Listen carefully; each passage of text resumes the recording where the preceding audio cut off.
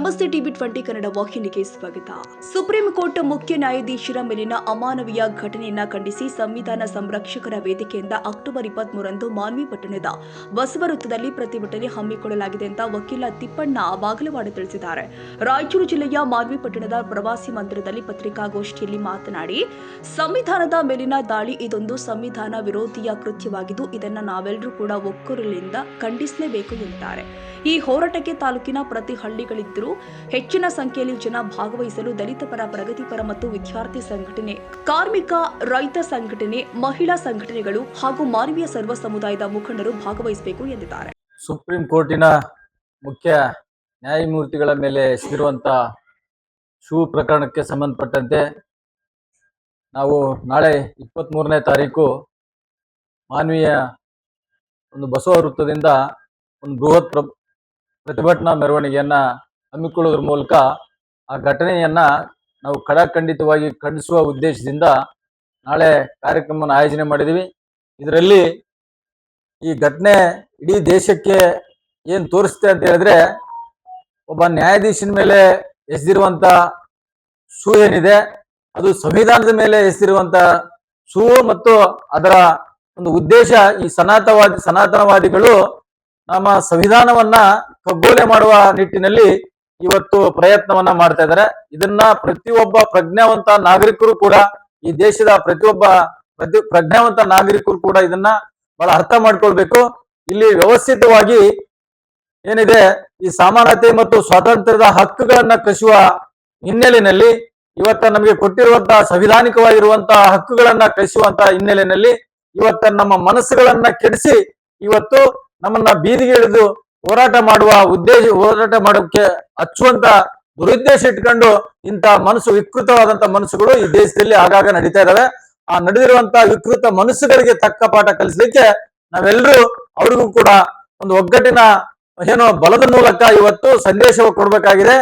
ಮುಂದೆ ಏನಾದ್ರೂ ಇಂಥ ಘಟನೆಗಳು ಮತ್ತೆ ನಡೆದ್ರೆ ನಾವು ಕೂಡ ಯಾವುದೇ ಕಾರಣಕ್ಕೂ ಸಹಿಸೋದಿಲ್ಲ ಅನ್ನುವಂತ ಎಚ್ಚರಿಕೆಯನ್ನ ಈ ಸಂದರ್ಭದಲ್ಲಿ ಕೊಡ್ಲಿಕ್ಕೆ ನಾವೆಲ್ಲ ಸೇರಿದೀವಿ.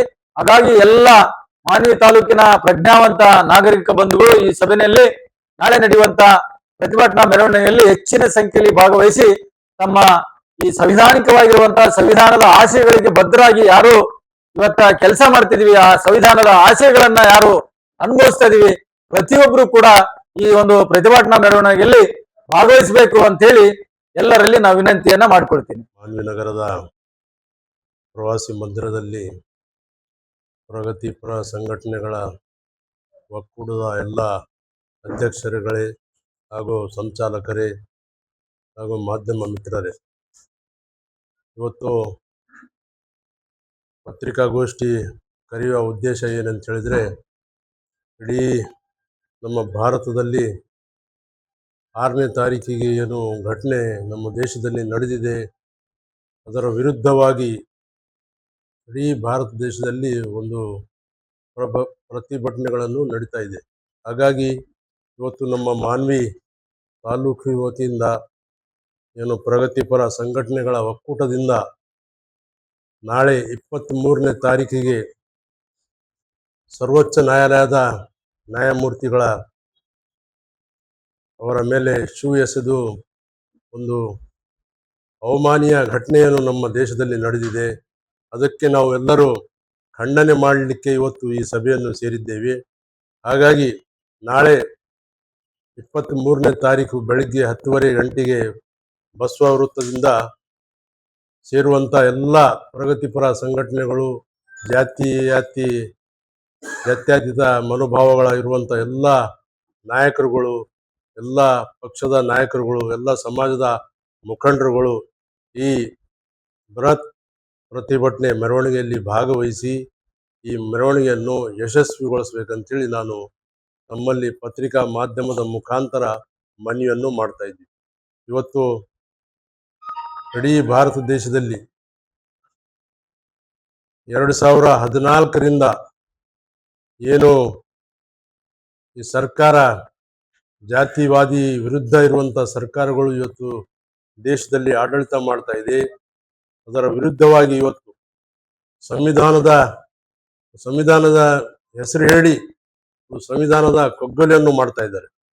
ಪ್ರತಿ ಬಾರಿಗೆ ಸಂವಿಧಾನವನ್ನು ಮಾತಾಡ್ತಾರೆ. ಆದರೆ ಸಂವಿಧಾನದ ಪ್ರತಿ ಎಲ್ಲಿ ಶೋಷಿತ ವರ್ಗದ ಜನಾಂಗದ ಮೇಲೆ ಅತ್ಯಾಚಾರಗಳು ಆಗೋದು, ಅಲ್ಪಸಂಖ್ಯಾತರ ಮೇಲೆ ದೌರ್ಜನ್ಯಗಳು ಆಗೋದು, ಪರಿಶಿಷ್ಟ ಪಂಗಡ ಹಿಂದುಳಿದ ವರ್ಗಗಳಿಗೆ ನ್ಯಾಯ ಸಿಗಲಾರದಂತೆ ಅನೇಕ ರೀತಿಯ ಘಟನೆಗಳು ಇವತ್ತು ನಮ್ಮ ದೇಶದಲ್ಲಿ ನಡೀತಾ ಇದೆ. ಹಾಗಾಗಿ ನಾವೆಲ್ಲರೂ ಇವತ್ತು ಹೋರಾಟ ಮಾಡುವ ಸಂದರ್ಭ ಅನಿವಾರ್ಯವಾಗಿದೆ. ಹಾಗಾಗಿ ನಾವೆಲ್ಲರೂ ಯಾವುದೇ ಜಾತಿ ಧರ್ಮ ಪಂಗಡಗಳು ಒಂದು ಆಗ್ಲಾರ್ದೆ ನೋಡಿಕೊಂಡು ನಾವೆಲ್ಲರೂ ಸೇರಿ ಇದು ಮೆರವಣಿಗೆಯಲ್ಲಿ ಭಾಗವಹಿಸಿ ಇಂಥ ಮೆರವಣಿಗೆಗಳಿಗೆ ನಾವು ಶಕ್ತಿ ತುಂಬಿದ್ದಾಗ ಮಾತ್ರ ನಮಗೆ ನ್ಯಾಯ ಸಿಗುತ್ತದೆ ಎಂಬ ಮಾತನ್ನು ಹೇಳುತ್ತಾ ನನ್ನ 4 ಮಾತುಗಳು ವಿರಾಮ.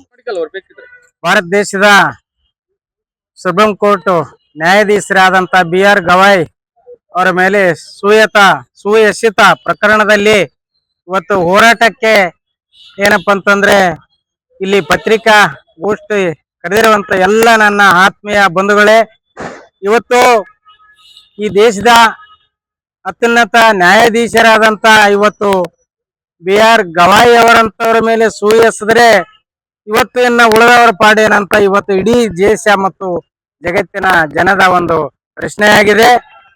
ಹೀಗಾಗಿ ಯಾವತ್ತಿಗೂ ಈ ಸಂವಿಧಾನವನ್ನು ಮೊಟಕುಗೊಳಿಸುವಂತ ವ್ಯಕ್ತಿಗಳ ವಿರುದ್ಧ ಯಾವತ್ತು ನಮ್ಮ ಇಡೀ ದೇಶ ಏನಪ್ಪಾ ಅಂತಂದ್ರೆ ಅವ್ರಿಗೆ ಸಹಿಸುವುದಿಲ್ಲ. ಸುಪ್ರೀಂ ಕೋರ್ಟಿನ ಮುಖ್ಯ ನ್ಯಾಯಾಧೀಶರಂತ BR ಗವಾಯ್ ಅವರಿಗೆ ಇವತ್ತು ದೇಶದ ಜನತೆ, ದಲಿತರ ಜನತೆ, ಹಿಂದುಳಿದವರ ಜನತೆ, SC ST ಗಳ ಜನತೆ ಮತ್ತು ಇನ್ನಿತರ ಅನೇಕ ಜನರ ಬೆಂಬಲ ಇದೆ ಅಂತೇಳಿ ನಾವು ಘೋಷಿಸಿ ಇವತ್ತು ಈ ಒಂದು ಏನಪ್ಪಾ ಅಂತಂದ್ರೆ ಅವರ ಮಾಡಿದಂತ ಹೀನ ಕೃತ್ಯವನ್ನು ಖಂಡಿಸುತ್ತಾ ಈ ಮಾನವಿಯಲ್ಲಿ ನಾಳೆ ನಡೀತಕ್ಕಿರುವಂತ ಎಲ್ಲ ಏನಪ್ಪಾ ಅಂತಂದ್ರೆ ಜಾತಿ ಜನಾಂಗದ ಜನರು ಪಕ್ಷ ಭೇದ ಮರೆತು ಕುಲ ಭೇದ ಮರೆತು ವಿವಿಧ ಪ್ರಗತಿಪರ ಸಂಘಟನೆ ಮುಖಂಡರುಗಳು, ವಿವಿಧ ಜಾತಿಯ ಮುಖಂಡರುಗಳು ಮತ್ತು ವಿವಿಧ ರಾಜಕೀಯ ಪಕ್ಷದ ಮುಖಂಡರುಗಳು ಎಲ್ಲವನ್ನು ಮರೆತು ಈ ದೇಶದ ಕಾನೂನಿಗೆ ಗೌರವ ಕೊಟ್ಟು ಏನಪ್ಪಾ ಅಂತಂದ್ರೆ ಈ ಹೋರಾಟದಲ್ಲಿ ಭಾಗವಹಿಸಿ ಯಶಸ್ವಿಗೊಳಿಸಬೇಕಂತೇಳಿ ತಮ್ಮಲ್ಲಿ ಮನವಿ ಮಾಡುತ್ತಾ ನನ್ನ ಮಾತುಗಳನ್ನು ನಾಳೆ ನಡೆಯುತ್ತಿರುವಂತಹ ಮಾನ್ವಿಯಲ್ಲಿ ಸಂವಿಧಾನ ಸಂರಕ್ಷಣಾ ವೇದಿಕೆ ವತಿಯಿಂದ ಏನು ಸುಪ್ರೀಂ ಕೋರ್ಟಿನ ನ್ಯಾಯಾಧೀಶರಾಗಿರುವಂತಹ ಗವಾಯಿ ಅವರ ಮೇಲೆ ಎಸೆತ ಪ್ರಕರಣದ ಹಿನ್ನೆಲೆಯಲ್ಲಿ ಮಾನ್ವಿಯಲ್ಲಿ ಒಂದು ಬೃಹತ್ತವಾದ ಪ್ರತಿಭಟನೆಯನ್ನು ಮಾನ್ವಿಯ ಸಂವಿಧಾನ ಸಂರಕ್ಷಣಾ ವೇದಿಕೆ ವತಿಯಿಂದ ಹಮ್ಮಿಕೊಂಡಿದ್ದೇವೆ. ನಾನು ಮಾನ್ವಿ ತಾಲೂಕಿನ ಎಲ್ಲಾ ಜನತೆಯ ವಿನಂತಿಸಿಕೊಳ್ಳುವುದೇನೆಂದರೆ, ಇದು ಭಾರತ ದೇಶದ ಸಂವಿಧಾನದ ಸರ್ವೋಚ್ಚ ನ್ಯಾಯಾಲಯದ ಮೇಲೆ ಏನು ನ್ಯಾಯಾಧೀಶರ ಮೇಲೆ ನೀವು ಎಸೆದಿರಿ ಅಲ್ಲ, ಇದು ನಿಮ್ಮ ಮನಸ್ಫೂರ್ತಿ ಯಾವ ರೀತಿ ಇದೆ ಎಂಬುದನ್ನು ತೋರಿಸುತ್ತದೆ. ಒಬ್ಬ ಹಿರಿಯ ವಕೀಲರು, ಏನು 70 ವರ್ಷದ ಹಿರಿಯ ವಕೀಲರು ನ್ಯಾಯಾಧೀಶರ ಮೇಲೆ ನೀವು ಎಸೆದಿದ್ದು ಖಂಡನೀಯ. ಇದು ದೇಶಕ್ಕೆ ಅಗೌರವ ತರುವಂತಹ ವಿಷಯವಾಗಿದೆ. ಭಾರತ ದೇಶದಲ್ಲಿ ನ್ಯಾಯಾಂಗದ ಮೇಲೆ ಬಹಳ ಅಭಿಮಾನ ಹೊಂದಿರುವಂತಹ ಎಲ್ಲ ಜಾತಿ ಜನಾಂಗದವರು ಬಂದು ಈ ಪ್ರತಿಭಟನೆಯಲ್ಲಿ ಪಾಲ್ಗೊಳ್ಳಬೇಕು ಹಾಗೂ ಸಂವಿಧಾನವನ್ನು ಕಾಪಾಡುವ ಮುಖಾಂತರ ನಾವೆಲ್ಲರೂ ಒಂದೇ ಎಂಬ ಸಂದೇಶವನ್ನು ಕರೆ ಕೊಡಬೇಕು. ಅದಕ್ಕೋಸ್ಕರ ನಾಳೆಯ ಮಾನ್ವಿಯಲ್ಲಿ ಒಂದು ಏನು ಬೃಹತ್ವಾದ ಪ್ರತಿಭಟನೆಯನ್ನು ಹಮ್ಮಿಕೊಂಡಿದ್ದೇವೆ.